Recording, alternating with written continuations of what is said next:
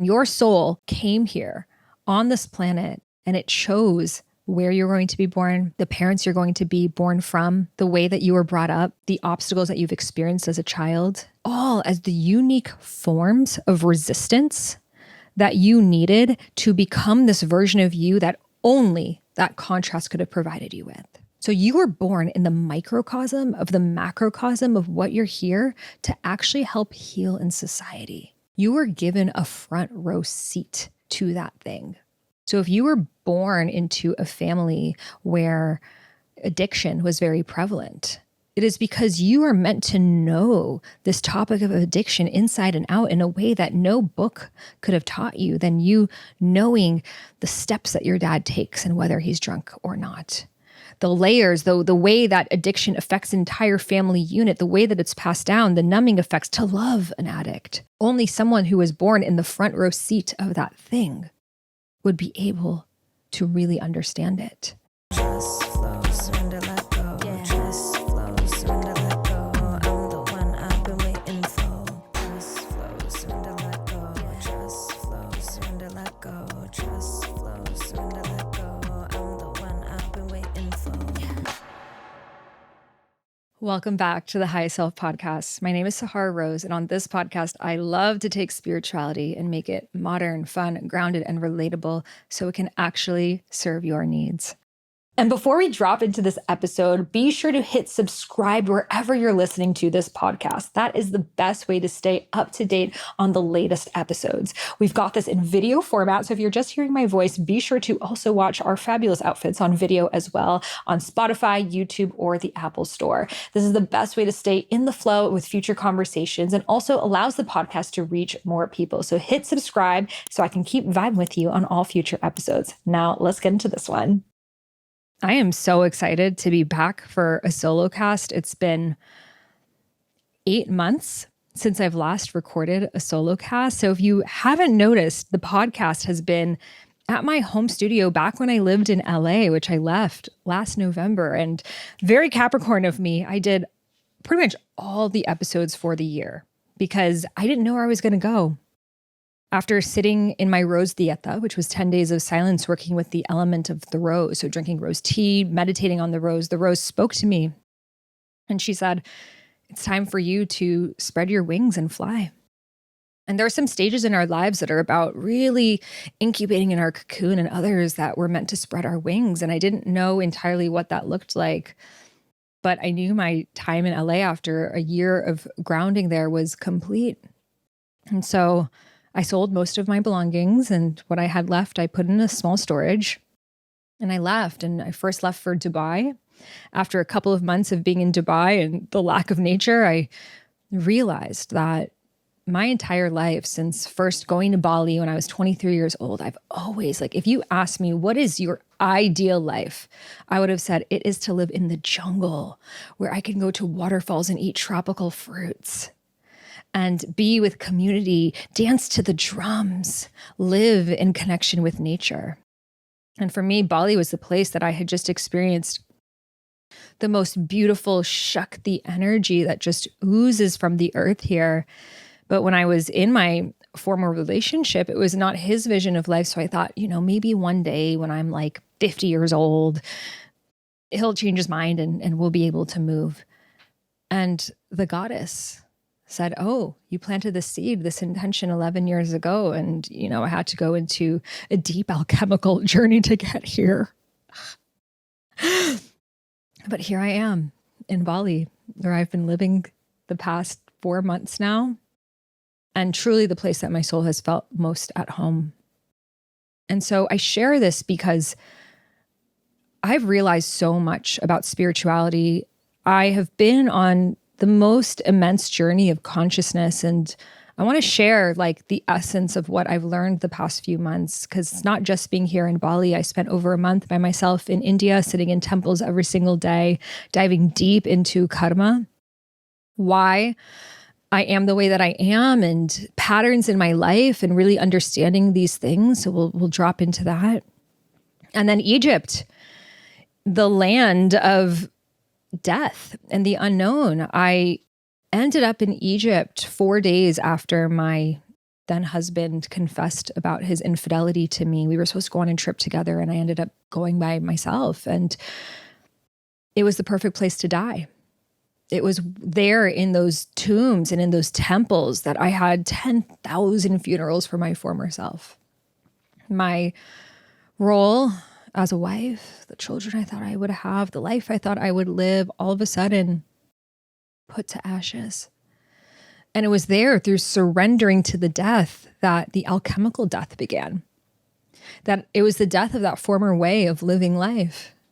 And it opened me up to a new version of me that I wasn't quite certain who she would be and what it would look like. But I knew that if I was meant to die in this lifetime, it is because there is a life that is so much greater that I can't yet see. And so over those 29 months, 29 is the number of days in a lunar cycle. It's the number of degrees in an astrological sign. I ended up back in Egypt, not on purpose. I was asked to facilitate on Robert Grant's expedition. It wasn't until I got there that I realized it was exactly 29 months since I was last in Kemet, the actual name of Egypt.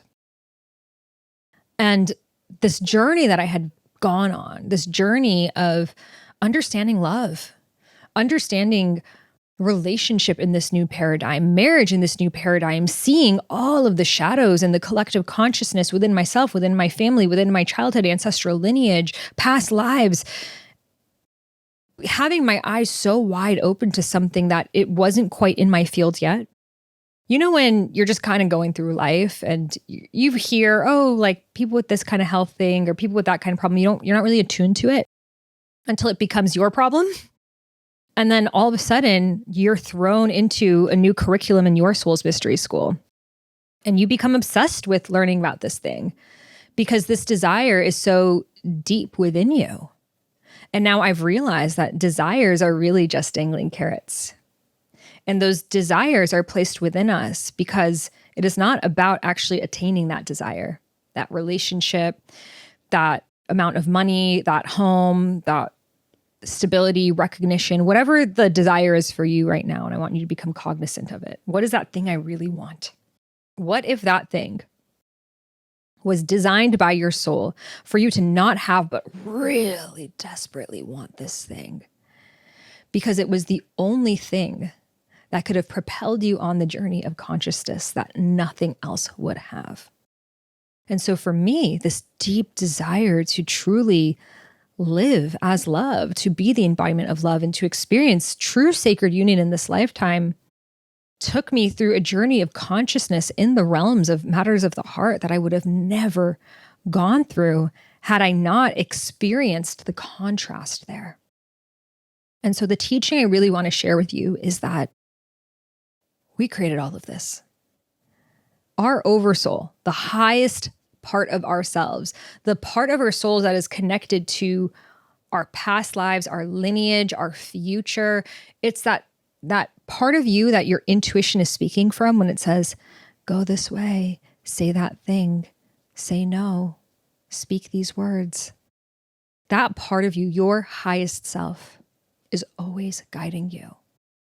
And your soul came here on this planet and it chose where you're going to be born, the parents you're going to be born from, the way that you were brought up, the obstacles that you've experienced as a child, all as the unique forms of resistance that you needed to become this version of you that only that contrast could have provided you with.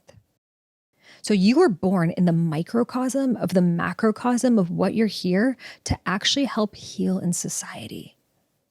You were given a front row seat to that thing. So if you were born into a family where addiction was very prevalent, it is because you are meant to know this topic of addiction inside and out in a way that no book could have taught you than you knowing the steps that your dad takes and whether he's drunk or not.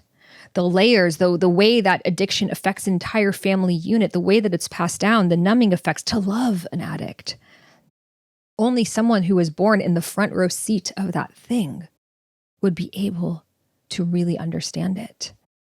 You have been maybe born into a family of poverty consciousness, of abandonment of woman, of war consciousness like myself. My family's from Iran, where there's currently a war happening. That war is not just externally, it's a consciousness within ourselves. So let's talk about what a consciousness is. A consciousness is a thought form that is created over time when many, many people give their belief to a story. So, for example, this story of scarcity, this story of I'm not going to have enough, therefore, my neighbor is my enemy. Therefore, if I don't take everything I can right now, I'm going to be left with nothing. This was a story that someone at some point of time created and passed on. So maybe we all shared one ancestor, like little frugal Franny, and she created the scarcity story. And she was like, oh, those berries, they're my berries. Y'all can't have these berries. I'm going to eat them all now. None for you. Otherwise, I'm going to go hungry. And they were like, we've always shared our berries. And freaking frugal Franny ruined it for everyone. And then other people start to say, well, frugal Franny's eating all the berries. So if I don't get a bunch of berries too, there's going to be none left for me. And then Nancy over here says, well, I got to get the berries too. And it's like, well, if we're all fighting for the berries, maybe we should also fight for the wood. And maybe we should also fight for the resources here. And maybe we should also fight for this and fight for that because there's not enough. And all it takes is one person doing it for this consciousness now to become a collective thought form. For example, have you ever been eating with like your family and you have like one sibling or someone who like puts all the food on their plate? And you were like eating family style, everyone was chilling, but this one person needed to go like extra and like scoop all the sauce. And now all of a sudden you weren't even thinking about that there wouldn't potentially be enough sauce for your seconds. And now you're like, shit, Paulina's taken all the freaking sauce. And I was thinking about having more. And now there's going to be, so I need to go really extra on my next scoop. I'm going to actually just take a bunch of stuff that I'm not even sure if I'm even hungry for. But if I don't take it now, there might not be more later. So I'm just going to take it now. And then the next person sees you doing that. And then soon everyone's fighting for the food. This is the scarcity consciousness. Tale as old as time. And so we've passed down these thought forms. Thought forms, by the way, aren't just negative consciousnesses. They're also deities. What is a deity? What is a goddess? A goddess is a thought form. So, for example, we have all experienced that time in our life where it was all burned down. That you had a life and it was like thrown up in flames. It was like, reset, new beginning. You thought that was going to be the trajectory of your life? Whole new genre of this movie now. We've all experienced that on your knees moment when it was just like maybe pure chaos, complete surrender into the unknown, no idea what was going to happen next, until you just trust that, okay, I guess it's time for something new. We've all experienced that energy of a death in this life. And that death not being a physical death, but the death of our old way. So that thought form is the energy of Kalima. She is the goddess of death and rebirth. So all of us collectively for 10,000 years who've experienced this have created this thought form, this deity. It's not just Kalima, it's also Sekhmet. It's also Inanna. That all the different cultures have realized this is a archetype. This is an aspect of life. And so they personify it so we can connect to it in this greater way. This is why you see so many of the similar deities throughout ancient spiritual lineages around the world. So that energy that you feel when you are channeling and you are creative and you are connected to music and you're hearing the rhythms of things and you're dancing and it just feels like the music is speaking through you and poetry is just coming out of your mouth. And it's like you're writing books that are coming from Goddess herself and you're just flowing as art. You become one with it. We've all experienced glimpses of that. That's the energy of Saraswati. So consciousness creates thought forms, creates personifications, creates deities, but also consciousnesses that are passed down intergenerationally, such as scarcity consciousness, war consciousness, poverty consciousness. So, for example, in my lineage, war has been a very real and persistent thing. My parents escaped from a war. My grandparents have been radically affected by numerous wars, and it's gone on for thousands of years in the Middle East. And so until very recently, this war in Iran, which I'm not in, but my family is there. And so again, I'm not speaking from a place of spiritual bypass. I'm speaking from a place of, I'm constantly FaceTiming with my mom, making sure my family in Iran is okay. So from a place of being in it, but something that I learned that I believe the medicine prepared me for last year was that we cannot end war until we end war consciousness within. And the war that we're seeing in the world is a direct reflection to the consciousness of war that we have perpetuated within ourselves. The war within ourselves, the war against how we are, what we say, how we look. We are constantly at war with ourselves. I'm going to guess you are at war with yourself right now. There is another thought you're having that's not paying attention to me, that's at war at something about yourself. I did this wrong. I'm not good enough. It's never going to happen. You are attacking yourself. And so it starts there. And now the war consciousness within a family. It showed me very much how when I was growing up, it would be, your dad and I think this about you. We are siding against you. Or I would, feel this way about my dad or my brother, and I would find someone to side against them with me. And so it's this battle that we often see in families of, let me find an ally to go against you. War consciousness in the family. What is war about? Power. What is the number one cause of disharmony in relationships? Power. Even the modern relationship tips out there are all about a conquest of constant power. Be the black cat and not the golden retriever. You guys have probably heard this all over Instagram and TikTok. The black cat is the one that cares less. The black cat is the one that doesn't lean in when you take a photo. The black cat is the one that will walk away. So be the black cat. Be the one who doesn't care. Be the one whose heart is more closed, because then you're not going to get hurt as likely. If you don't let yourself feel, if you don't let yourself surrender to love, at least you won't get hurt on the other side. And that is, guys, relationship advice of 2025. Don't care, because you're probably going to get heartbroken anyways. Be a black cat like Vanessa Hudgens. And so we are all so afraid of loving. We are so afraid of losing our power. That relationships, and you can even look like all the people that you know in relationships, you can kind of assert who's in power here. Is this person the more powerful in the relationship or that? It's a constant battle in relationships for it. Dating, it's all this, I step 2 steps forward, you step 2 steps. It's a fencing game we're playing here. It's not even about love. It's about power. And what the medicine really showed me is you can never have love when you are on a quest for power. They cannot mutually coexist, because power has you seeing one way that love would simply not allow. And so how do we end war? We become love. How do we end poverty? We create abundance.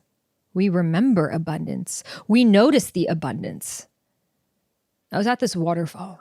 By the way, waterfalls are around the world. And if you, instead of going to Disneyland, go to your local waterfall. Because as I was sitting there watching Earth gushing with this constant flow of life force, and it was never going away, I'm like, God, there's actually so much abundance that we are so disconnected from.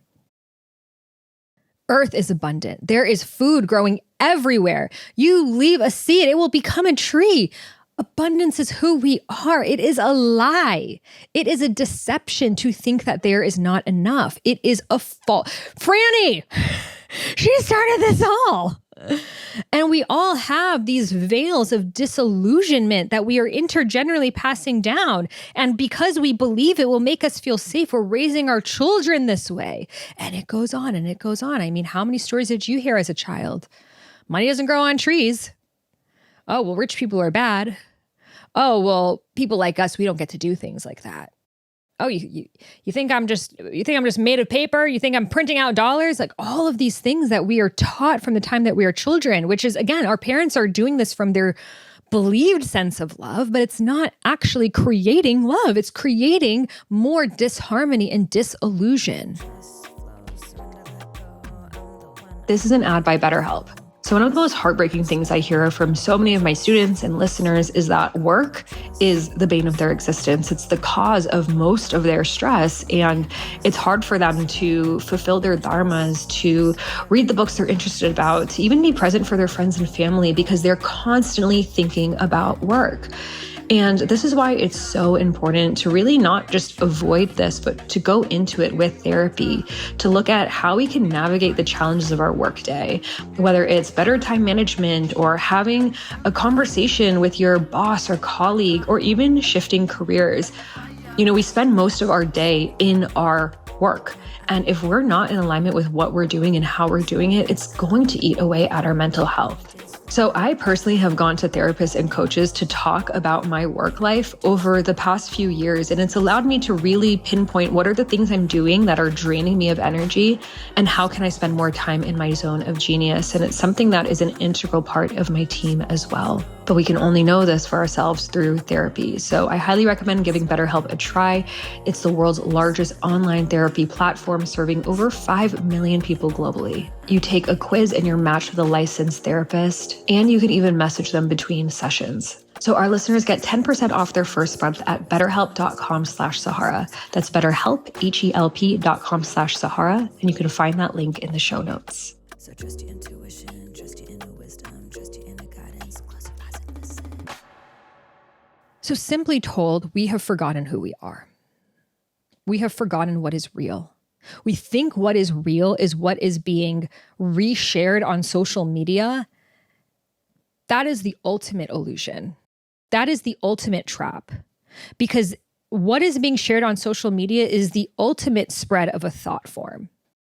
That when we are not cognizant of it, they hijack our consciousness and we become them. All it takes, guys, I don't know about you, but my Instagram reels love to make me cry. I don't know how I ended up here, but I end up on cute animals in hard times and babies doing really nostalgic things that makes me think about the passage of time and cry constantly. And so my algorithm knows this is the way into her consciousness. Show her the lion that was disconnected from her cub. Everything's going great in my life. I'm in Bali. I'm crying. I don't even have kids. I'm like, they grew up so fast. They go to college. Maybe they don't even. Are they even gonna call me? It wasn't even. I love them so much, and they're just gone. I'm there, but I'm not even there. It's a consciousness. It's a thought form, and our emotions become the trigger. These thought forms know how emotional and reactive we are as humans, so they trigger us. They trigger us. Oh, this is your anger. Pay attention to this. Children are dying. Pay attention to this. Be angry. Be angry. If you're not angry, you're a bad person. If you're not angry, you are selfish. If you are angry, that means your heart is actually closed. So give us your anger. Give us your sadness. Give us your tears. Who's feeding off of this? I really believe there are layers to this. Maybe I'm going to get kicked off the air for talking about it. Who's feeding off of this? Who's feeding off of the collective rage, hysteria, disempowerment, grief that we are perpetually in as a society? And I want to speak into this because a lot of our days are being ruined from things that are not even in our reality. Like, I'm literally in a jungle and I'm feeling so much sadness for what's happening in this part of the world, and that part of the world, and that part of the world. And the thing is, the way that it's set up right now, and I'm just going to go here for a moment because we got to look at the shadows if we're going to really be spiritual people. The way that this system is set up to control us by our emotions is it has a really bad thing happen that everyone's paying attention to. Ukraine, everyone pay attention to this. And then it kind of goes away. And then you're like, are things normal? And then it's like, now pay attention to this and now pay attention to that. And it sort of goes on these waves that you never quite get a break. You never quite get to exhale. So you're in this constant response where you're tightening and you're constricting and you never have the release. Now, why is this important? Because if you look at any animal, which by the way, we are, if you look at nature, we are a part of it. If you look at any animal, it has a contraction. The zebra is running away from the lion. It's thinking its ass is going to be eaten right now. It doesn't know what's going to happen. And it finds this tree and it hides behind it. And somehow the lion gets distracted by something else. And then the zebra is like, I'm okay. Waits a second. It's startled. It's in freeze. And then it's like, okay, lion's gone. Shakes off its nervous system, releases that stored trapped energy, the adrenaline that is holding onto, comes back into equilibrium, and then can go on eating plants, living life until the next time it happens. But it's not happening every 2 days. It's a sometimes thing. And that's how our bodies are meant to adapt to stress.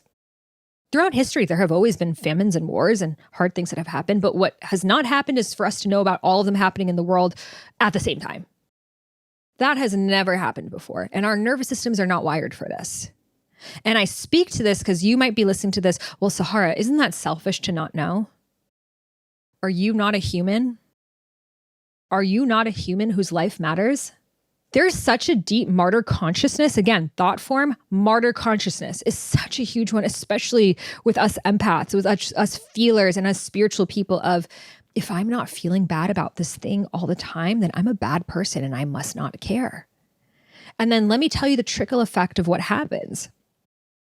Let's say Jennifer here, she is a healer. She is an empath. She has beautiful gifts to share when she works with people one-on-one. She has immense healing abilities in her hands. She works with children. She lights up their day. She has a dream of starting a school for children with special needs and working with them and connecting them to their hearts and allowing them to be able to communicate in different ways. And she really believes these special needs are actually soul gifts that they are born with and are actually parts of new levels of consciousness that are coming through. And she has such a beautiful and reformative view of what these things could look like and such a desire to create these kinds of schools.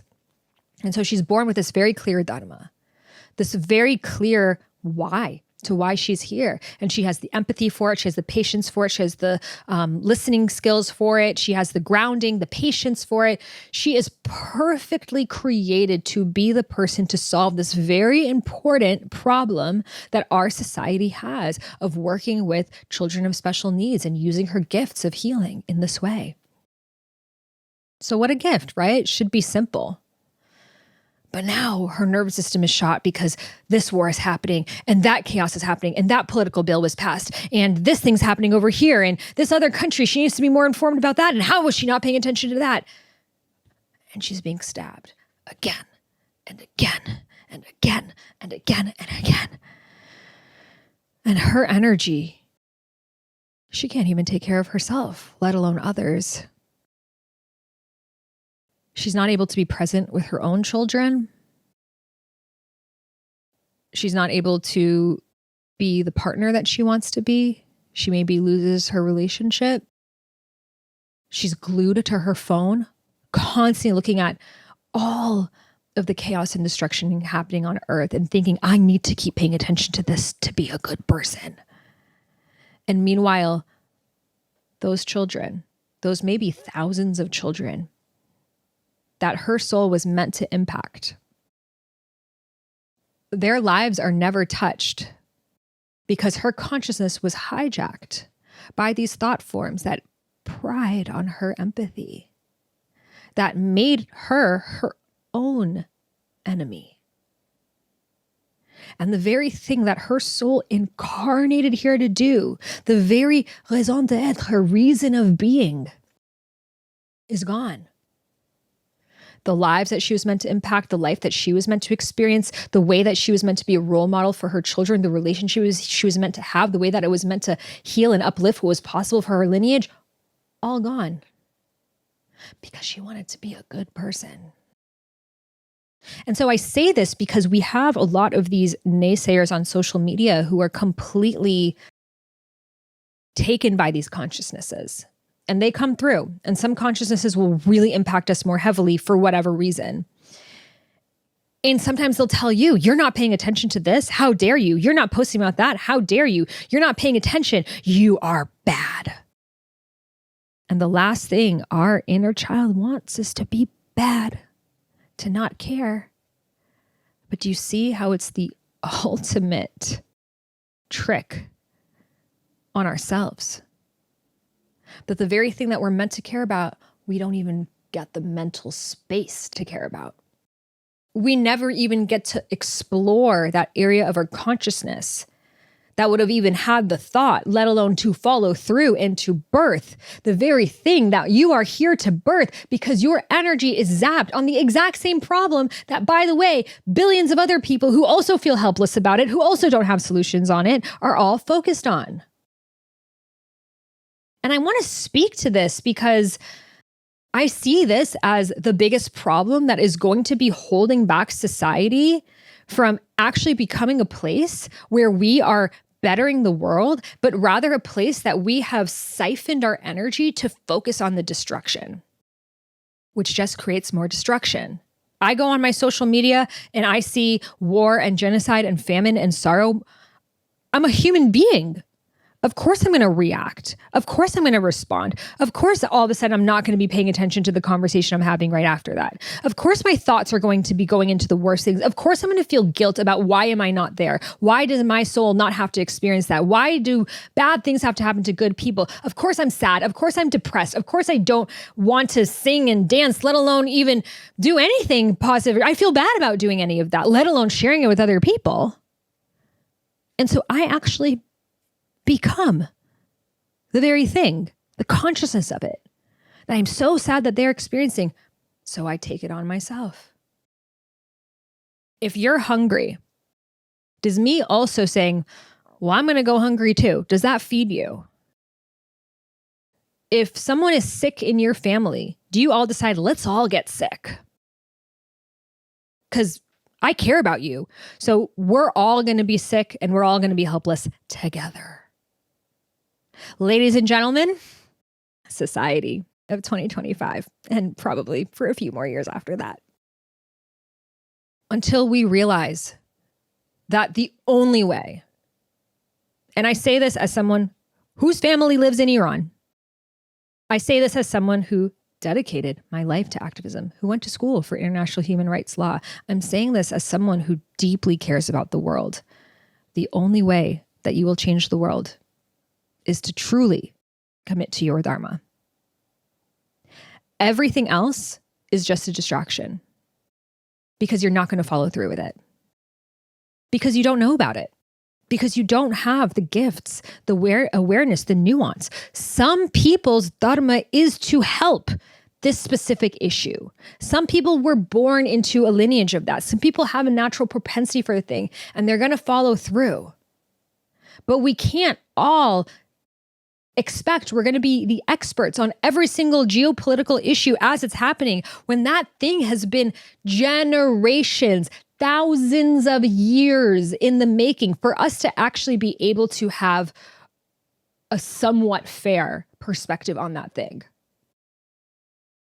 And so this doesn't mean, okay, I'm off the hook, I'm not going to care about anything. No, I want you to care really fucking deeply about the thing that you're going to follow through with. About the thing that your soul chose, about the thing that moves the needle for you. And this doesn't mean that we don't listen to other things. We listen, we have discussions, we care. It doesn't mean we put blinders on. But to drop what we're doing, to go to the next thing, to the next thing, the next thing, this is just a distraction story that keeps us in this perpetual loop of suffering that actually keeps us from being able to birth the solutions to the world problems that we are here to birth. This is why I've dedicated my life to Dharma, to me. It's been over 10 years. It's why I have it tattooed on me. It's why I wrote the book, Discover Your Dharma. It's why I created Dharma Coaching Institute. The only thing I keep coming back to is if we want to change the world, if we want to change ourselves, if we want to change the problems that we have, we want to change our lineage, if we want to change our relationships, we want to change our abundance levels, the center stone of all of it is your Dharma, your true essence, your true nature, who you are meant to be, the unique magic sauce that only you can carry, your energetic frequency, your soul signature, your cosmic calling, your soul contract that you decided to incarnate here with on this planet, your unique way of expressing not just what you do, how you do it, how you show up, and not just your career, but in everything that you do. The highest vibration is not love. It's authenticity.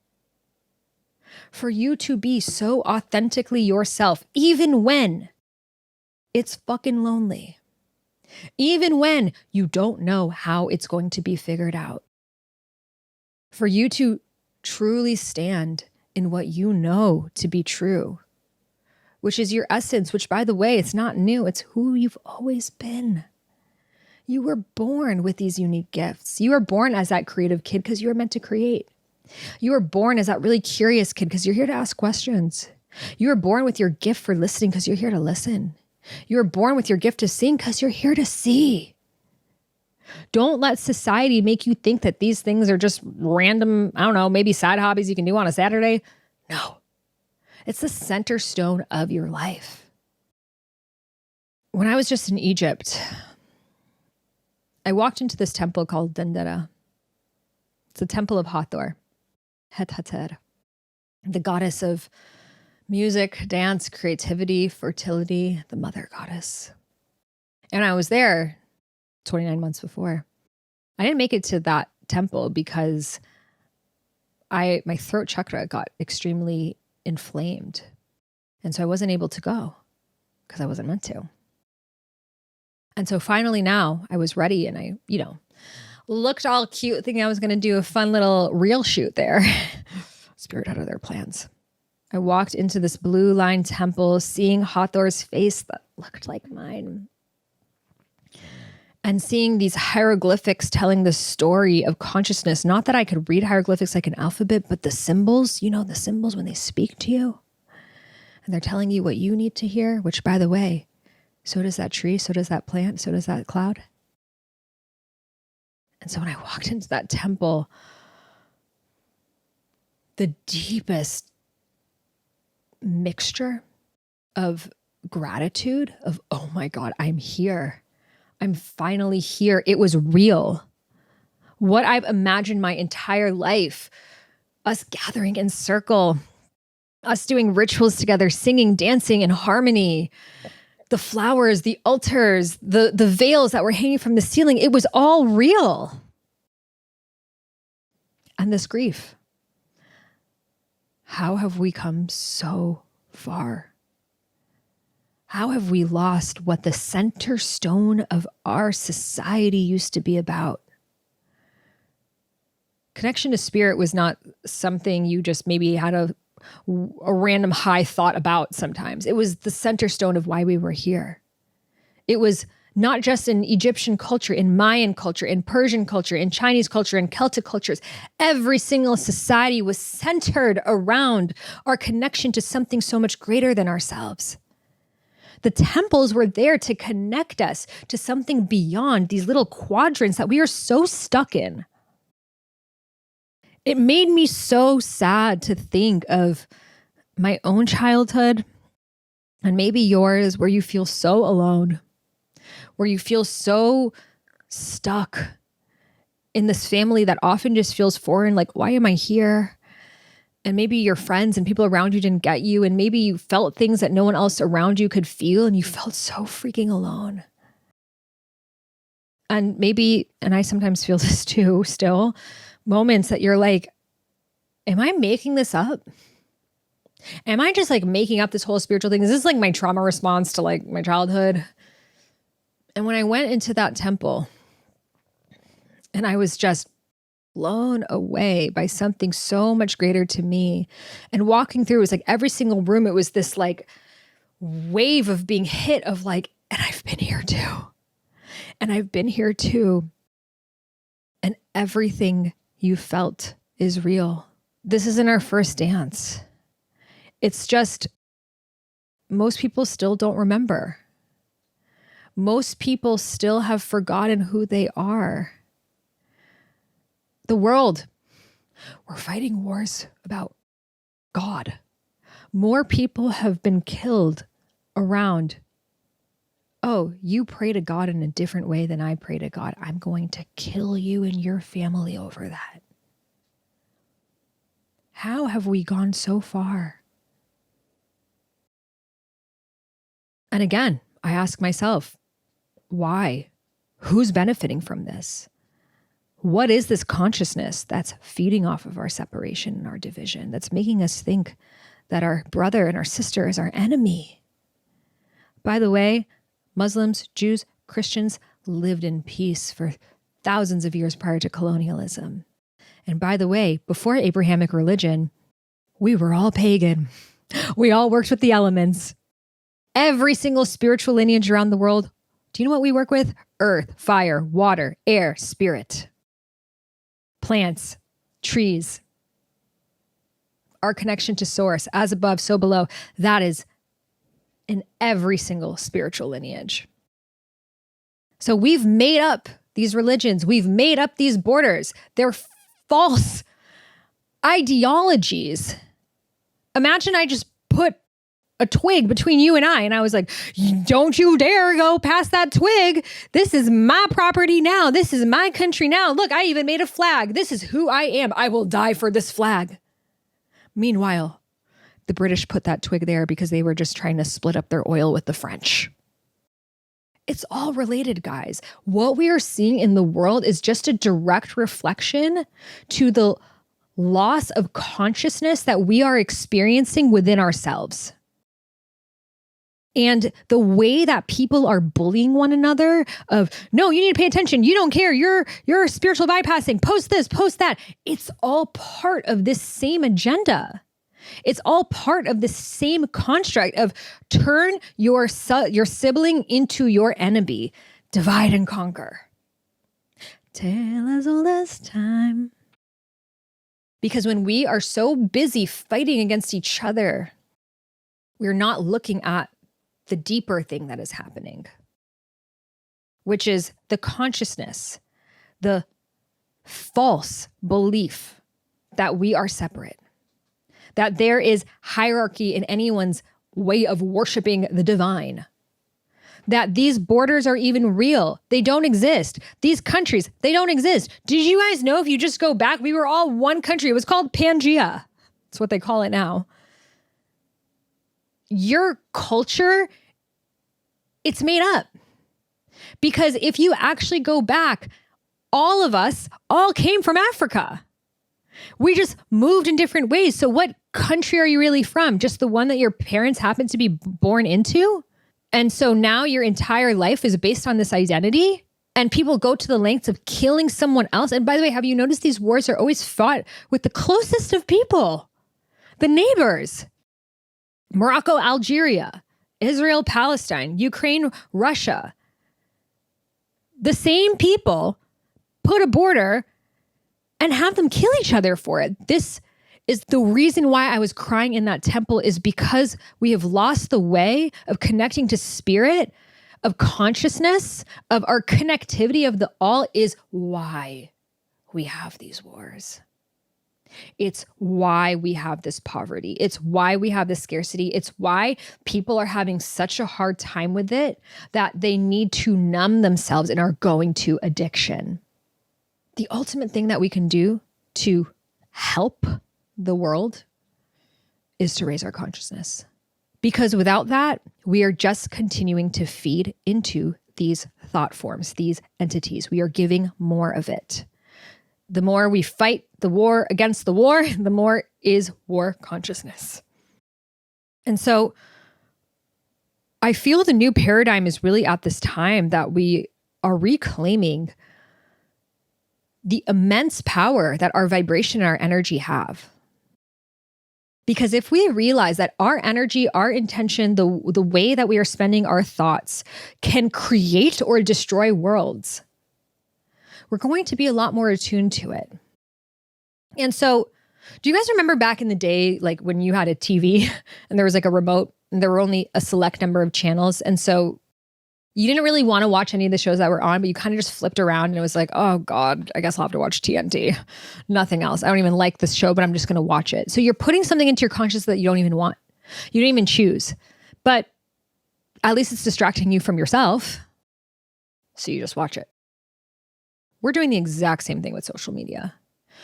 You come back from a long day, there's so much to process. There's so much to ground into. There's so much to kind of, if we actually sat and unwind it, it may take us some time. It may actually bring up some things that we don't want to look at. And so what do? Phone. Did I get a hit, a dopamine hit? Does someone love me? Did I get a like, a text, a comment, a story view? Does someone love me? Does someone care? Okay. Distraction. Oh my God, that reel, it's so me. Send. Oh my God, this sad thing. Aw. Feel. Oh God, this horrible thing. Well, reshare. Because I got to be a good person. Whew, that was exhausting. Now I'm crying. I don't actually talk to my friends. Our entire friendship is sending each other reels. And 3 hours passed. And oh yeah, but I definitely don't have time for meditation or going to the gym or any kind of hobby because work, you know? That's how most of us are living our lives. And again, I'm only speaking to this because I do the same thing often too. And I have to catch myself in it. I have to catch myself every single time. Did I choose this reel that I'm watching? Did I choose what I'm putting into my consciousness? Because whatever you're putting into your consciousness, you are creating. This world is a hologram. Whatever is in your thoughts is going to be projected back out to you. As above, so below. As within, so without. These are the laws of alchemy. And so if I'm taking in, oh, all men are emotionally unavailable and they're always going to let you down. And truth be told, they secretly hate women. And those are the reels I'm seeing. Sure, maybe they have points, have interesting things to say. My mind is munching on some new information, loves that.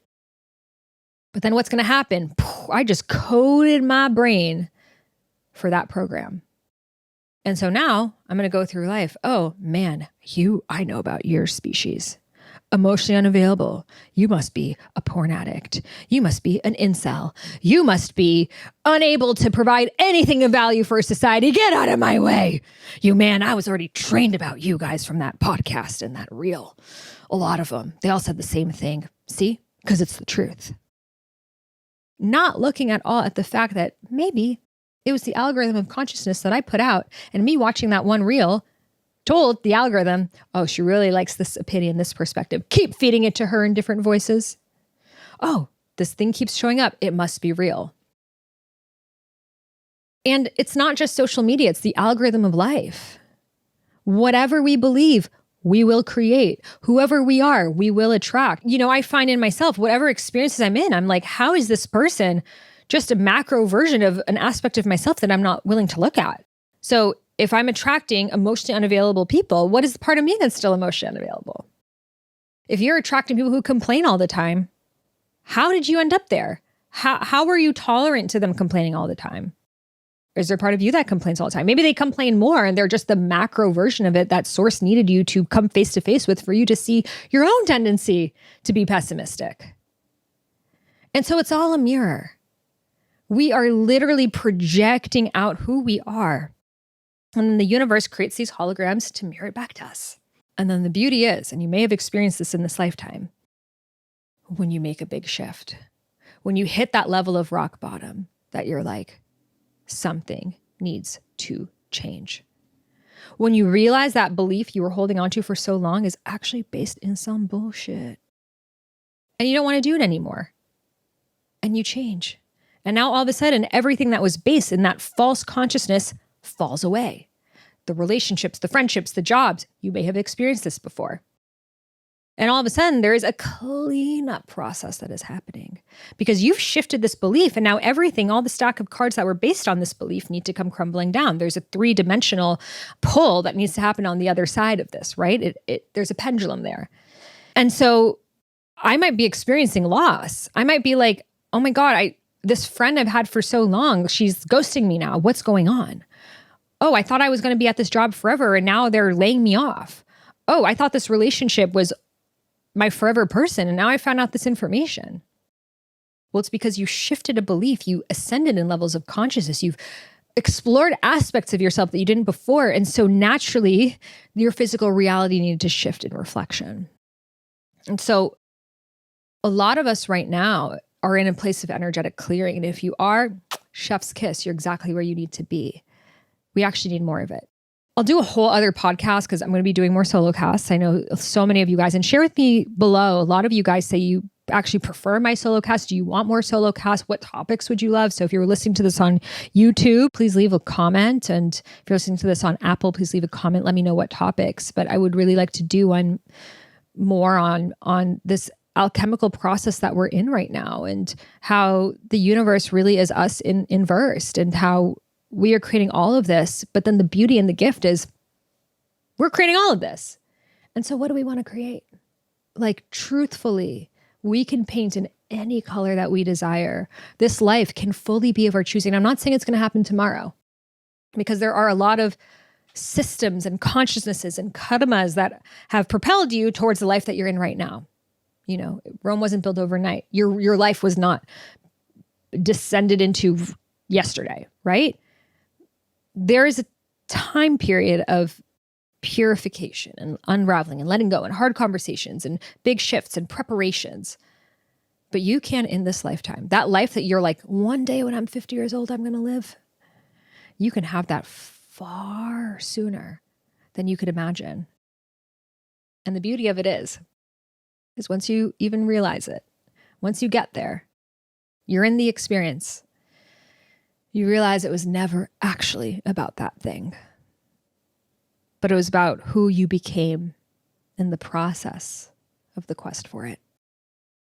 So, thank you so much for tuning in today. I hope this episode awakened, inspired, uplifted you. Please share with me any other questions you have. And also please leave a review for this podcast. It really helps get the word around and helps us raise consciousness and have a more uplifted humanity. Like, that is one thing that we can do, just raise our level of awareness. So leaving a review really helps that. As a free gift, I will send you my womb meditation, which is a meditation you can do to connect to your sacred womb space, which is your house of feminine intuition. So leave a review on Apple or on YouTube. Take a screenshot and email it over to me at sahara@iamsahararose.com. You can find that email and all of the links mentioned today in the show notes. Thank you so much for tuning in, and I'll see you in the next one. Trust your intuition, trust your inner wisdom, trust your inner guidance. Close your eyes and listen. Surrender, let go. So trust your intuition, trust your inner wisdom, trust your inner guidance. Close your